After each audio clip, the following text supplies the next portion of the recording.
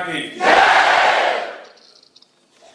Mister मेटे Frederiksen, Denmark के हमारे मित्रगण और वतन की मिट्टी की खुशबू को मन में बसाए मेरे प्यारे भारतीय भाई और बहनों,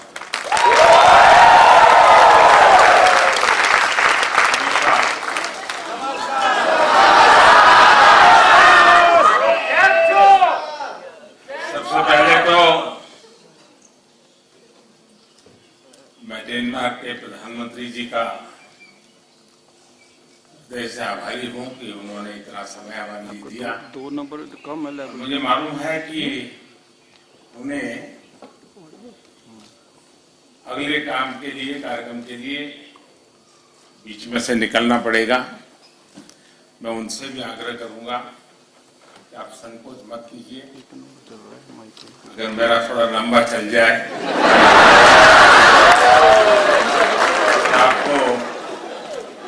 आपको निकलना है तो बिना संकोच जरूर निकल सकते हैं।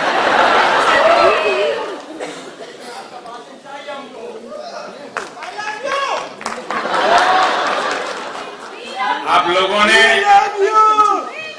डेनमार्क के प्रधानमंत्री जी का और मेरा यहां जो भव्य स्वागत किया, उसके लिए मैं आप सभी का बहुत आभारी हूं।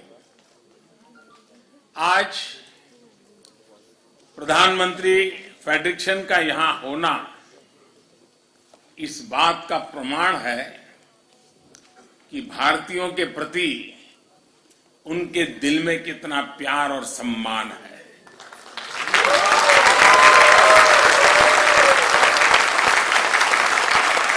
मैं उन्हें इस कार्यक्रम के लिए समय निकालने के लिए, यहां रूबरू आने के लिए हृदय से बहुत बहुत धन्यवाद करता हूं।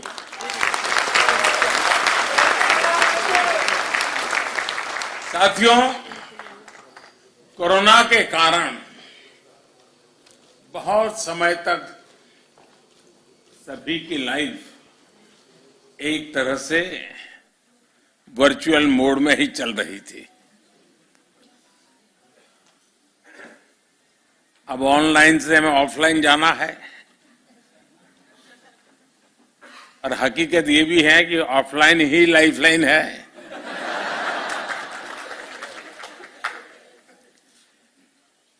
पिछले साल जैसे ही आवाजाही मुमकिन हुई तो प्रधानमंत्री फ्रेडरिक्सन पहली हेड ऑफ द गवर्नमेंट थी जिनका हमें भारत में स्वागत करने का अवसर मिला था।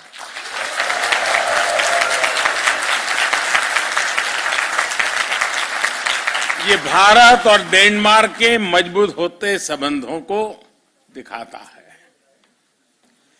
और खास बात यह है कि हमारी ग्रीन स्ट्रेटेजिक पार्टनरशिप प्रधानमंत्री फ्रेडरिक्सन की व्यक्तिगत प्राथमिकताओं और उनकी वैल्यूज से गाइडेड है। आज उनके साथ मेरी जो चर्चा हुई है, उससे दोनों देशों के संबंधों को नई ताकत मिलेगी, नई ऊर्जा मिलेगी। यहां आपसे बातचीत के बाद मैं हर मैजेस्टी क्वीन ऑफ डेनमार्क से मिलने जाऊंगा। कल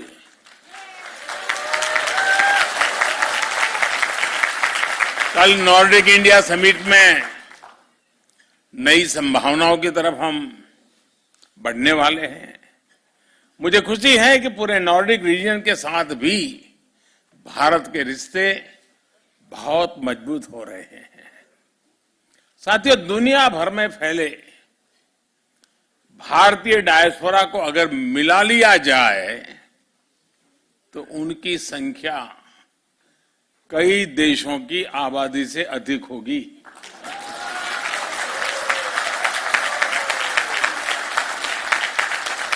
उनका पहनावा, खान पान भले ही अलग अलग हो, लेकिन हमारी सोशल हार्मनी, वननेस और को एग्जिस्टेंस की जो वैल्यूज सभी भारतीयों में एक समान है और यही हमारी ताकत है।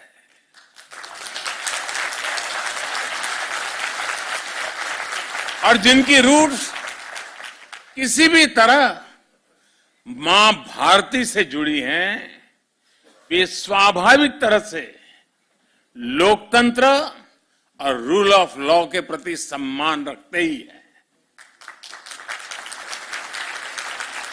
एक भारतीय दुनिया में कहीं भी जाए, वो अपनी कर्मभूमि के लिए, उस देश के लिए पूरी ईमानदारी से कंट्रीब्यूट करता है।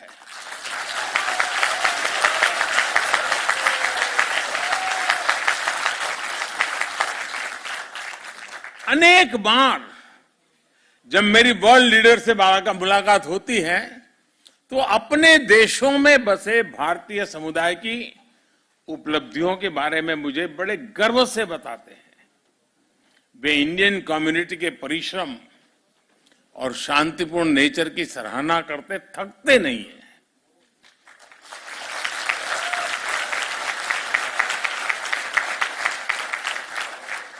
और इसके लिए धन्यवाद का हकदार मैं नहीं, आप सब हैं।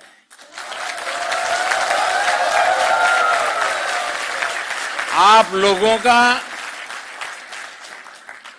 व्यवहार, आप लोगों के संस्कार, ये उसके मूल में है। और इसलिए मैं सबसे पहले ये जो बधाइयां मुझे मिलती हैं, वो सारी आपको समर्पित करता हूं।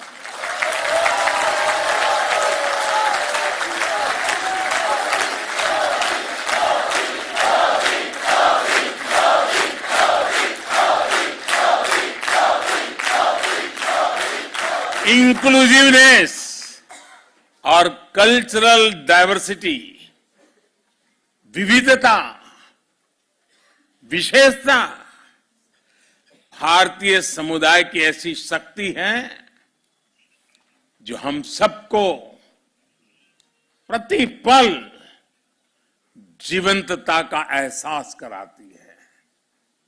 हजारों वर्षों के कालखंड ने इन वैल्यूज को हमारे भीतर विकसित किया है। आप यहां डेनमार्क में ही देखिए, भारत के अलग अलग राज्यों से लोग यहां आए हैं, बसे हैं। कोई तेलुगु बोलता है, कोई पंजाबी, कोई बांग्ला आणि कोई मराठी आणि કેટલા કેમ છો गुजराती।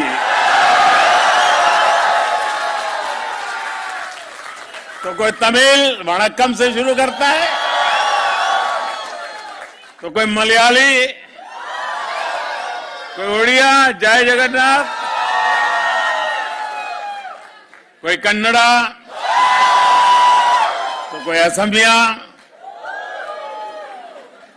भाषा कोई भी हो, लेकिन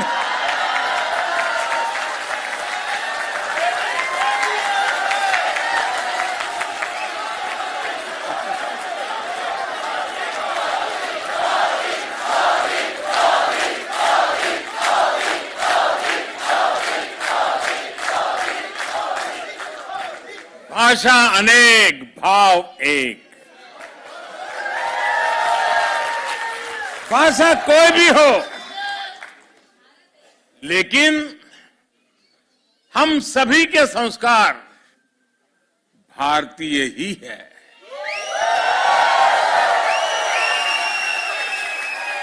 हमारी खाने की थाली बदल जाती है, टेस्ट बदल जाता है, लेकिन स्नेह से बार बार आग्रह करने का भारतीय तरीका कभी नहीं बदलता है। और हमें मालूम है कुछ लोगों को तो आग्रह करने का ऐसा स्वभाव होता है कि नमक के लिए भी कर देते हैं।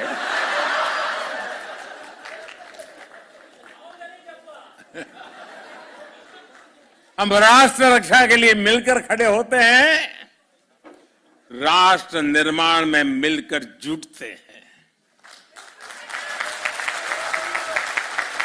भारतीयता सबका साथ, सबका और सबका, अब देखिए घर घर बात पहुंच चुकी है और डेनमार्क में भी गूंज रही है। सबका साथ, सबका विकास, सबका विश्वास और सबका प्रयास, और इसी से समृद्धि होती है। और साथियों, वसुधैव कुटुंबकम यानी वन वर्ल्ड, पूरा विश्व एक परिवार, हमारा ये कंसेप्ट व्यापार कारोबार की अवधारणा से भी बहुत विस्तृत है, बहुत व्यापक है, बहुत गहरा है, हिमालय से भी ऊंचा है। हमारी वन वर्ल्ड की अवधारणा अपनत्व पर, बंधुत्व पर, संवेदनशीलता पर, सम्मान पर टिकी है। 21वीं सदी का भारत भी नए ग्लोबल ऑर्डर के लिए इसी विजन को लेकर आगे बढ़ रहा है।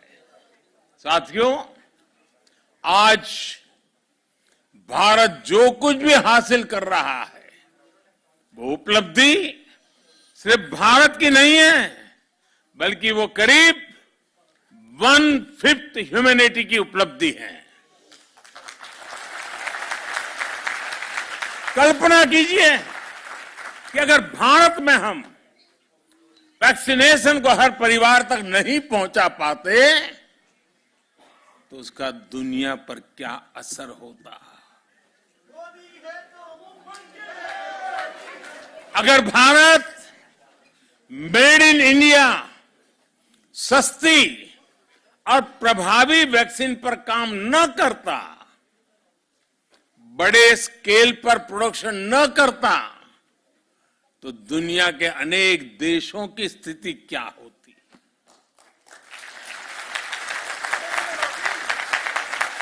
भारत जब अपने नागरिकों को गरीबी से बाहर निकालता है, तो दुनिया से गरीबी कम होती है।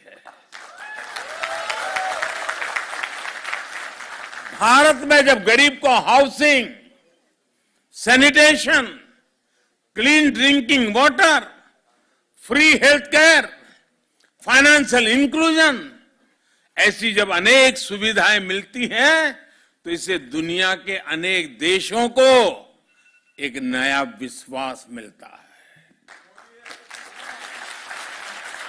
इससे सस्टेनेबल डेवलपमेंट के हमारे लक्ष्य मजबूत होते हैं। भारत के हर घर में लगा हर एलईडी बल्ब, भारत में लग रहा हर सोलर पैनल जितना एमिशन बचाता है, वो क्लाइमेट एक्शन के संकल्प को और अधिक मजबूत करता है। साथियों, स्टीरियोटाइप्स और साइलोस को तोड़कर जो सक्सेस मिलती है, वो देश को नई ऊंचाई पर ले जाती है। आपको याद होगा, जब मैंने डिजिटल इंडिया की बात की थी, तो कुछ लोग कई तरह के सवाल उठाते थे। हिंदुस्तान में डिजिटल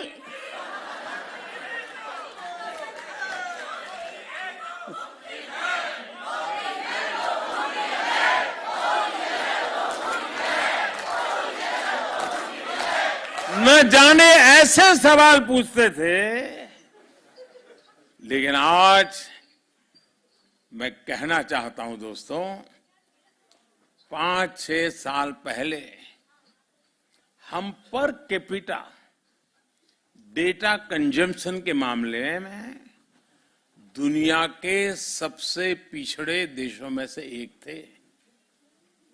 ये मैं बहुत दूर की बात नहीं कर रहा हूं, 5-6 साल पहले। लेकिन आज स्थिति एकदम से बदल गई है। अनेक बड़े देश मिलकर जितना per capita mobile data consume करते हैं, उससे ज्यादा हम भारत में करते हैं।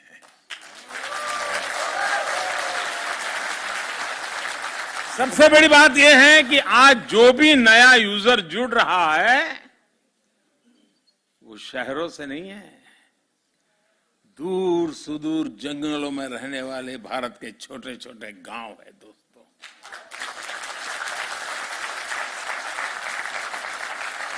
इसने भारत के गांव और गरीब को तो एम्पावर किया ही है, बहुत बड़े डिजिटल मार्केट का गेट खोल दिया है। और यही तो है नए भारत की रियल स्टोरी।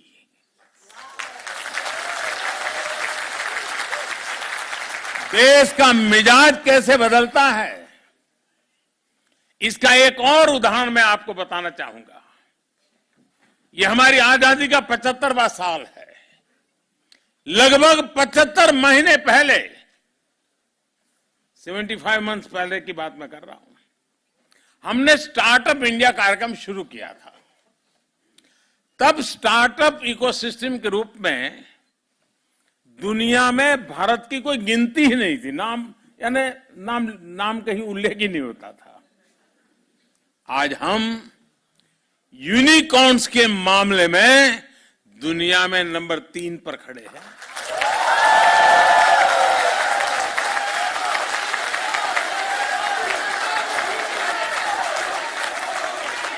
आज स्टार्टअप्स के मामले में दुनिया का तीसरा सबसे बड़ा इकोसिस्टम हिंदुस्तान है।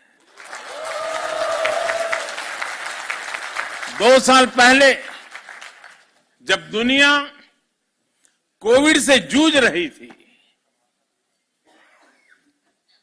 मौत कब आकर के धमकेगी, परिवार में कौन मुसीबत में फंस जाएगा, बाहर निकल पाएंगे कि नहीं निकल पाएंगे, उस समय संकट के बादल घिरे हुए थे,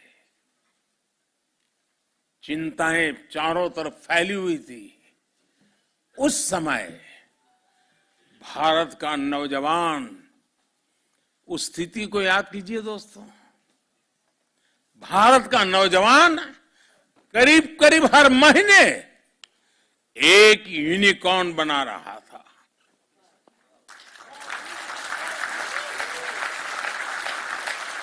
2021 में तो ये स्पीड और बढ़ गई और 8-10 दिन में ही वो यूनिकॉर्न बनाने लग गया। और इस साल के शुरुआती 2022 के शुरुआती 3 महीने में तो हर हफ्ते एक यूनिकॉर्न भारत में तैयार हुआ।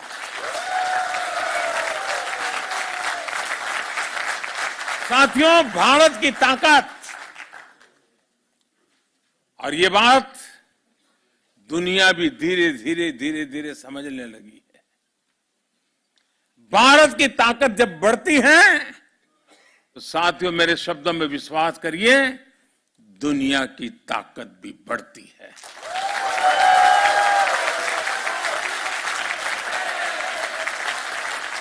फार्मेसी ऑफ द वर्ल्ड, इस भूमिका में भारत ने मुश्किल समय में पूरी दुनिया का साथ दिया है। दुनिया के अनेक देशों को दवाइयां भेजी हैं ताकि हम संकट के समय मानवता के इस काम में पीछे न रह जाएं, दुनिया को संकट के समय मदद करें, ये सपना लेकर के काम करते रहे। भारत जब फूड ग्रेन्स के मामले में आत्मनिर्भर हुआ है तो दुनिया को भूखमरी से बचाने के लिए खुले दिल से ऑफर कर रहा है।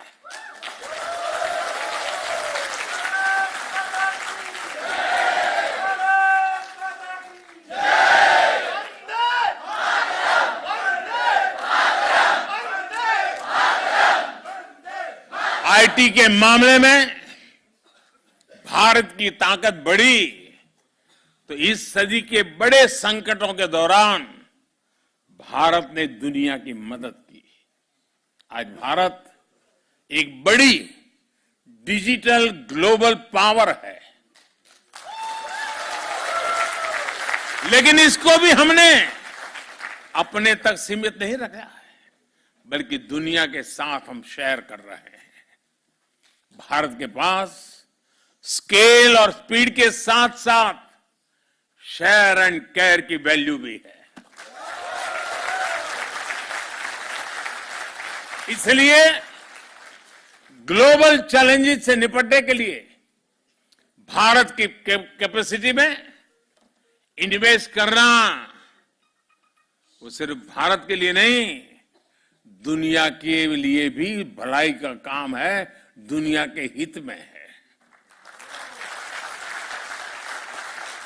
भारत की आत्मनिर्भरता में एक सशक्त ग्लोबल सप्लाई चेन का भविष्य जुड़ा है। वैश्विक सप्लाई चेन्स में भारत एक ट्रस्टेड और रिलायबल पार्टनर बन रहा है।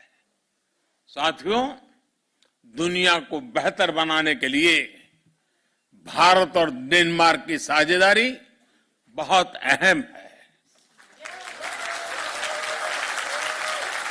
विशेष रूप से क्लाइमेट चेंज से जुड़ी हमारी चिंताएं भी और हमारे संकल्प भी साझा है।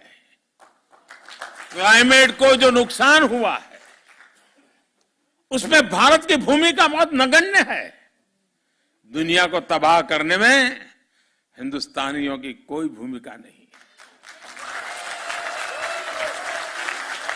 हम तो वो लोग हैं जो पौधे में भी परमात्मा देखते हैं।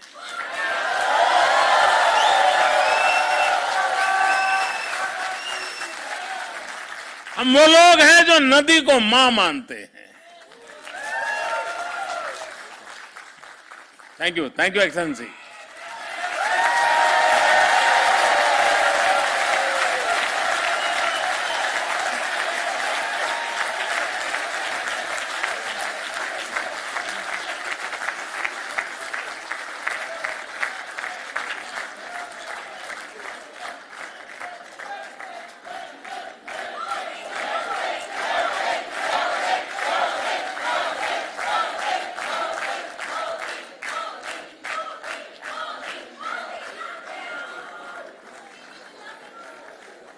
इतने व्यस्त समय में भी प्रधानमंत्री जी का यहाँ आकर के बैठना, हम सबसे बात करना, ये आप लोगों के प्रति उनका कितना प्यार है उसका ये उदाहरण है।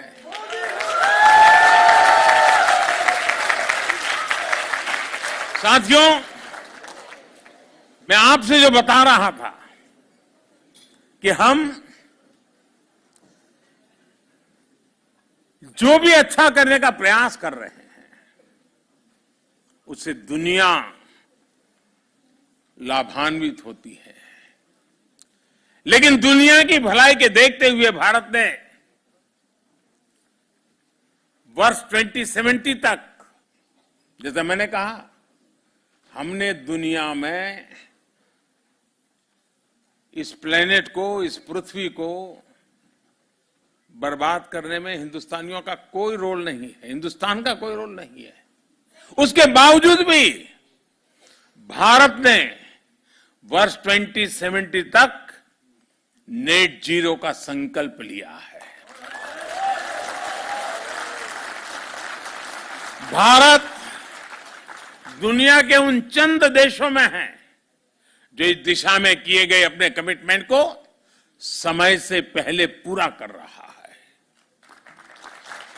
नॉन फोसिल सोर्सेज से 40% इंस्टॉल्ड कैपेसिटी का जो लक्ष्य हमने रखा था, और लक्ष्य में हमारा डेडलाइन था 2030।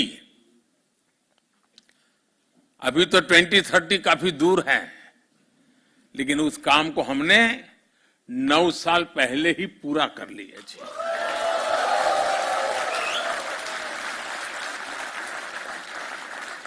भारत में आज हम बहुत सस्ती सोलर एनर्जी पैदा कर रहे हैं, उसकी पर यूनिट कीमत सिर्फ 2.5 रुपये है, यानी 3 यूरो सेंट से कम भी कम। 1 यूनिट बिजली 3 यूरो सेंट से भी कम।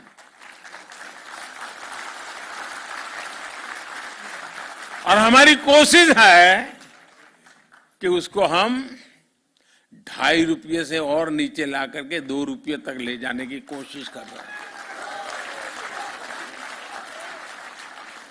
लेकिन साथियों, हमें यह भी मानना होगा कि वैश्विक क्लाइमेट एक्शन अभी तो कहीं सफल होता नजर नहीं आ रहा है। दुनिया जहां थी वहीं ठहरी हुई है। इक्के दुक्के अपवाद कुछ कर पाते होंगे, लेकिन हम कर पा रहे हैं। इसका कारण क्या है? इसका कारण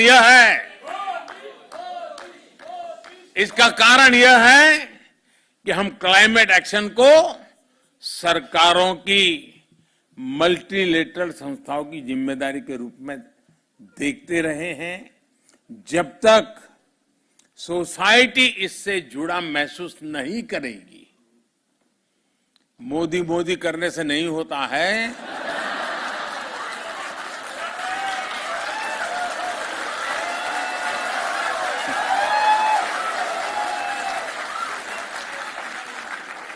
ये इसलिए हो रहा है कि हर हिंदुस्तानी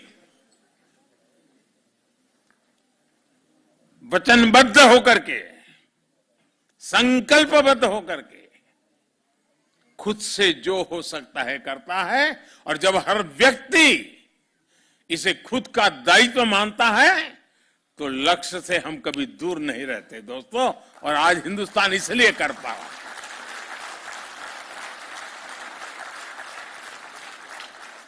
इस समस्या के समाधान में विश्व के अनेक विचार चल रहे हैं, अनेक योजनाएं चल रही हैं, अनेक एनजीओ भी अपनी दुनिया चला रहे हैं। बहुत कुछ हो रहा है, अलग अलग तरीके से हो रहा है। लेकिन हाँ, भारत ने एक नया विचार रखा है, आग्रह किया है। और मैंने ग्लासगो जब आया था तो मैंने एक शब्द में उस बात को वर्णित किया था और मैंने कहा था, हमें लाइफ पर फोकस करना है। Life, LIFE। और जब मैं लाइफ बोलता हूं तो मेरा कहने का तात्पर्य होता है life style for environment. Life style for environment को प्रमोट करने का आज समय की सबसे बड़ी मांग है।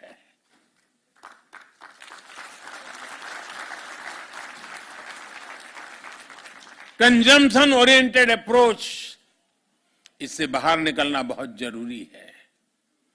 यूज एंड थ्रो वाला माइंडसेट प्लेनेट के लिए नकारात्मक है। हम कितना यूज करते हैं ये पॉकेट की साइज से नहीं बल्कि जरूरत से तय हो।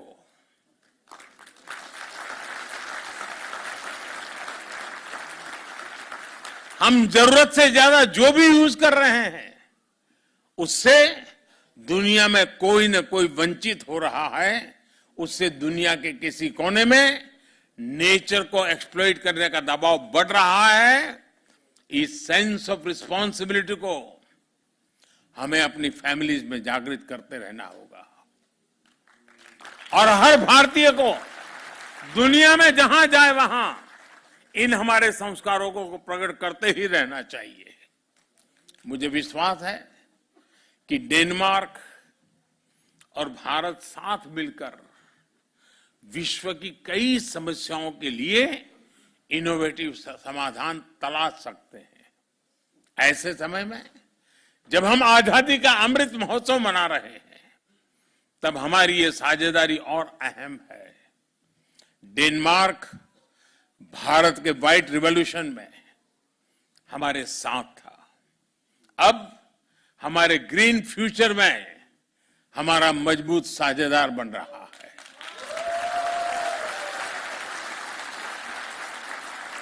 हमारे बीच इलेक्ट्रिक मोबिलिटी से लेकर green hydrogen, waste to wealth, sustainable urbanisation, green shipping, science, technology और इनोवेशन में सहयोग की अनंत संभावनाएं हैं। जैसा मैंने पहले कहा, आज भारत सोलर और विंड एनर्जी का दायरा बढ़ाने के लिए व्यापक काम कर रहा है। बायोफ्यूल से हमारे किसानों की आय बढ़ाने और हाइड्रोकार्बन पर निर्भरता कम करने के लिए बड़ा इंफ्रास्ट्रक्चर बन रहा है। डेनमार्क की कंपनियों के पास इन क्षेत्रों में उल्लेखनीय एक्सपीरियंस भी है। इसलिए भारत में डेनिश इन्वेस्टमेंट के बहुत बड़े अवसर है। आप में से कई लोग डेनमार्क की बड़ी बड़ी कंपनियों में काम कर रहे हैं। आप अपने डेनिश मित्रों को,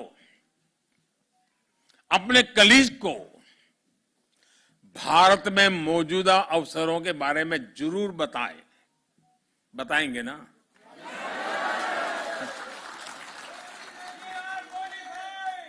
ऐसा ना हो कि मोदी जी ने हमको तो परोस दिया लेकिन हम किसी को परोसेंगे नहीं।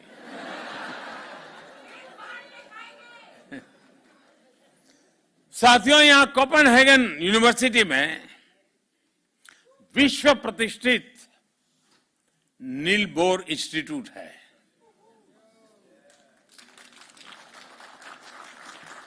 आप सभी नील बोर के बारे में अवश्य जानते होंगे।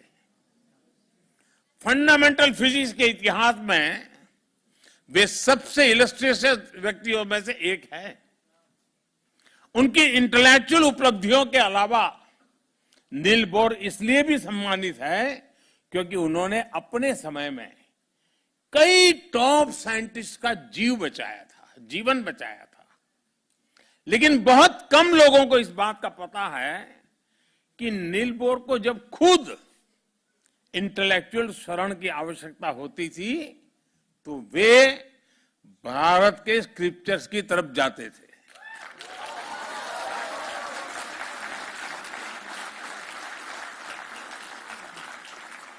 उनका यह वाक्य बहुत प्रसिद्ध है और वो कई बार उसका उल्लेख करते थे। I go to the Upanishad to ask questions.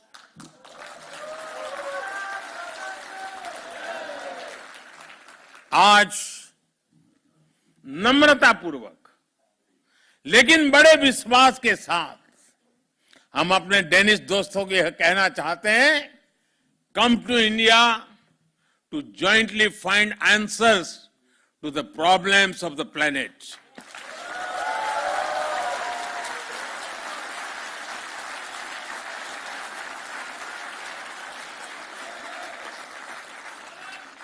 साथियों,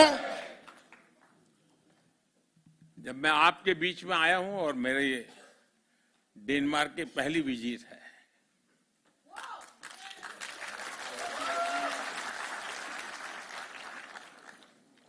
तो मैं आपसे कुछ मांग सकता हूं? सचमुच में?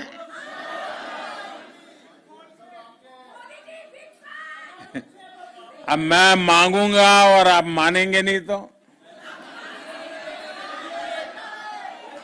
मानेंगे लेकिन अगर करेंगे नहीं तो? पक्का करेंगे? कितने लोग हैं जो वादा पूरा करेंगे?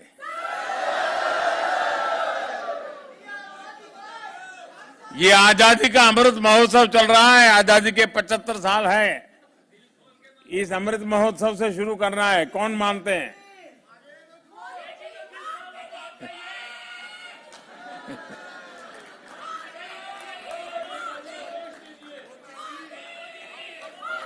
अगर आप मानने वाले हैं तो मैं बताऊं, मैं देख रहा हूं कि धीरे धीरे आवाज कम हो रही है आपको लग रहा है कि कोई मुसीबत आ रही है। ऐसा ही हो रहा है ना? मैं दुनिया में हमारे जितने देशवासी रहते हैं, दुनिया के किसी भी कोने में कह रहते हो, उनसे मेरा एक आग्रह है, आप अपनी आवाज जरा कम करो, आपकी आवाज कम करो। अब सबने देख लिया आप कहां बैठी हो।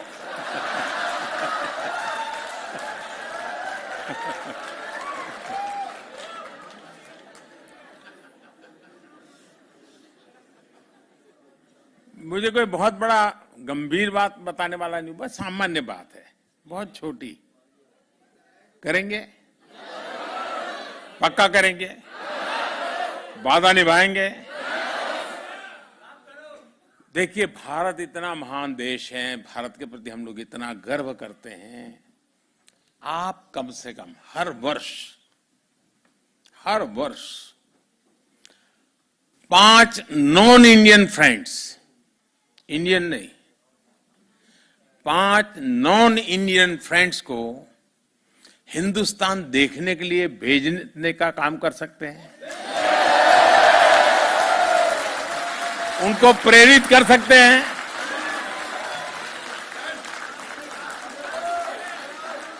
अभी से टारगेट कीजिएगा, हाँ इन 5 को तो मुझे हिंदुस्तान देखने के लिए भेजना है, और फिर उसको समझाइए, देखिए हमारे यहां दक्षिण में ये है, तमिलनाडु में ये है, ओडिशा में ये है, बंगाल में ये है, जाइए।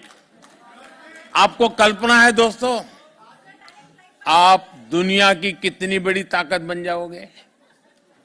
फिर ऐसा मत करना कि वहां डायरेक्ट फ्लाइट नहीं है,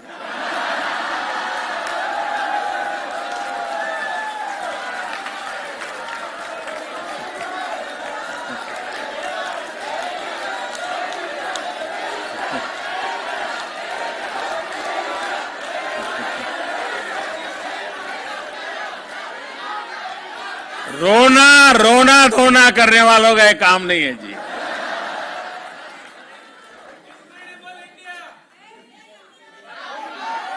एक जमाना था जब हवाई यात्राएं नहीं थी, मेरा देश ऐसा था कि दुनिया के लोग हजारों किलोमीटर पैदल यात्रा करके मेरा देश देखने के लिए।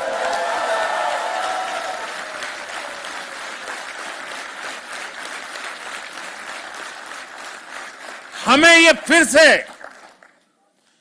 से ये वातावरण बनाना है।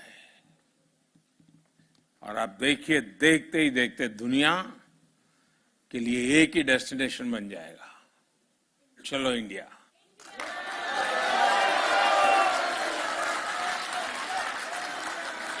और ये काम एम्बेसी का नहीं है, ये काम राजदूतों का नहीं है, ये काम आप जैसे राष्ट्रदूतों का है।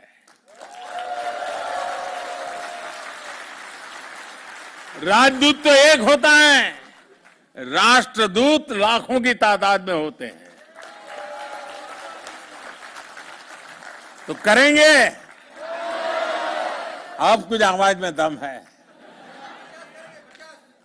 चलिए दोस्तों, मुझे बहुत अच्छा लगा, आप सबसे मिलने का मौका मिल गया, और आप लोगों का उत्साह, उमंग पूरे हिंदुस्तान में खबर पहुंच गई होगी। आप भी तो वहीं से लाइव करते होंगे शायद बैठे बैठे। बहुत बहुत धन्यवाद दोस्तों।